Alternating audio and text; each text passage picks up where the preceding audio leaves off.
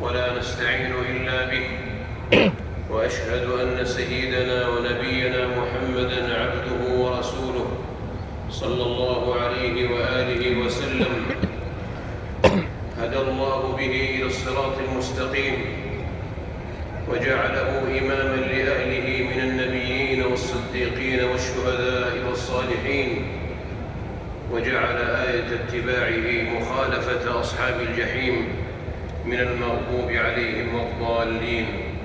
يا أيها الذين آمنوا اتقوا الله وكونوا مع الصادقين، واعلموا أن الله تبارك وتعالى قد أرسل رسله بالوحي وأيدهم بالصدق ووعدهم بالنصر، وجعل في التنزيل شرف الذكر وقصم الظلم. قال الله عز وجل: وما أرسلنا قبلك إلا رجالا نوحي إليهم فاسألوا أهل الذكر إن كنتم لا تعلمون. وما جعلناهم جسدا لا يأكلون الطعام وما كانوا خالدين، ثم صدقناهم الوعد فأنجيناهم ومن نشاء وأهلكنا المسرفين. لقد أنزلنا إليكم كتابا فيه ذكركم لقد أنزلنا إليكم كتابا فيه ذكركم أفلا تعقلون. وكم قصمنا من قرية كانت ظالمة وأنشأنا بعدها قوما آخرين فلما أحسوا بأسنا إذا هم منها يركضون. لا تركضوا وارجعوا إلى ما أترفتم فيه ومساكنكم لعلكم تسألون. قالوا يا ويلنا إنا كنا ظالمين، فما زالت تلك دعواهم حتى جعلناهم حصيدا خامدين. وجعل الله تبارك وتعالى وكتب سبحانه أن وراثة الأرض للصالحين أتباع المرسلين. ولقد كتبنا في الزبور من بعد الذكر أن الأرض يرثها عبادي الصالحون، إن في هذا لبلاغا لقوم عابدين، وما أرسلناك إلا رحمة للعالمين. ووصفهم الله تبارك وتعالى فقال: قد أفلح المؤمنون الذين هم في صلاتهم خاشعون والذين هم عن اللغو معرضون والذين هم للزكاة فاعلون والذين هم لفروجهم حافظون إلا على أزواجهم أو ما ملكت أيمانهم فإنهم غير ملومين. فمن ابتغى وراء ذلك فأولئك هم العادون والذين هم لأماناتهم وعهدهم راعون والذين هم على صلواتهم يحافظون.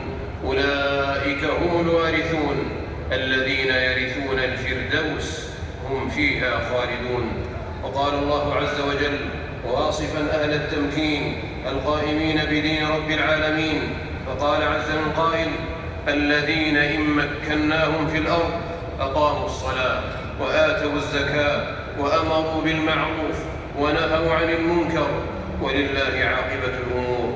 وقال الله تبارك وتعالى: والذين هاجروا في سبيل الله ثم قتلوا أو ماتوا ليرزقنهم الله رزقا حسنا وإن الله لهو خير الرازقين ليدخلنهم مدخلا يرضونه وإن الله لعليم حليم. ذلك ومن عاقب بمثل ما عوقب به ثم بغي عليه لينصرنه الله إن الله لعفو غفور. ذلك بأن الله يولج الليل في النهار ويولج النهار في الليل وأن الله سميع بصير. ذلك بأن الله هو الحق وأن ما يدعون من دونه هو الباطل وأن الله هو العلي الكبير.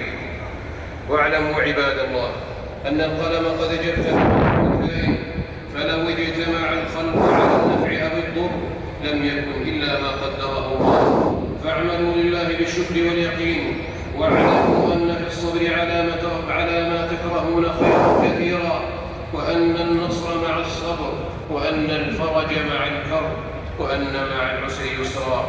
ومن أقامه الله في باب من الخير فليلزمه مع الإخلاص والصدق، فإنه يبارك له فيه ويفتح فيه عليه. ومن أصلح قلبه أجابته بالخير أطرافه، فإذا صح الرأس فما على الجسد من بأس. وأتوا من الأقوال والأفعال لغيركم الذي تحبون أن يؤتى به إليكم، وأحبوا لإخوانكم ما تحبون لأنفسكم، وجانبوا السوء وأهله.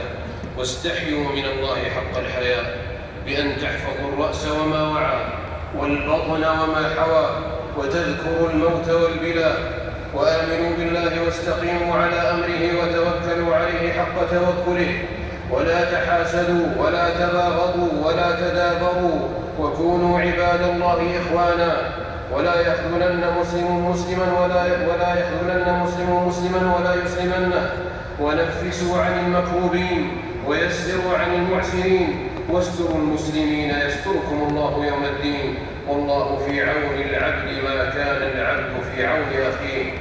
فطوبى لمن كان من أهل قول القوي العزيز: يا أيها الذين آمنوا اركعوا واسجدوا واعبدوا ربكم وافعلوا الخير لعلكم تفلحون، وجاهدوا في الله حق جهاده هو اجتباكم وما جعل عليكم في الدين من حرج، ملة أبيكم إبراهيم هو سماكم المسلمين من قبل وفي هذا ليكون الرسول شهيدا عليكم وتكونوا شهداء على الناس، فأقيموا الصلاة وآتوا الزكاة واعتصموا بالله هو مولاكم، فنعم المولى ونعم النصير.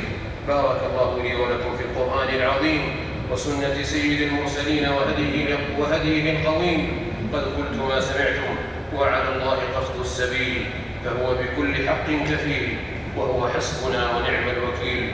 ويا قوم استغفروا ربكم ثم توبوا إليه يرسل السماء عليكم مدرارا ويزدكم قوة إلى قوتكم ولا تتقوا